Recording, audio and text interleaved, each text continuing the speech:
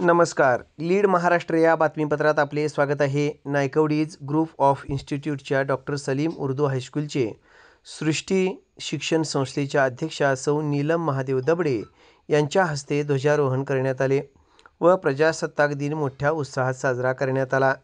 नायकवडीज group of institutes, Al Amin education society संचलित doctor Salim Urdu high school व उर्दू प्राथमिक शाळा अमननगर, मिरज च्या प्रांगणात शुक्रवार दिनांक 26 जानेवारी 2025 रोजी 76वा भारतीय प्रजासत्ताक दिन सांस्कृतिक कार्यक्रमाने मोठ्या उत्स्फूर्त वातावरणात साजरा करण्यात आला.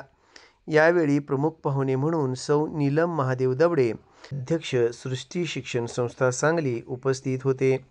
कार्यक्रमाच्या अध्यक्षस्थानी श्री महादेवदादा दबडे, अध्यक्ष राष्ट्रवादी काँग्रेस पार्टी, मिरज विधानसभा क्षेत्र होते.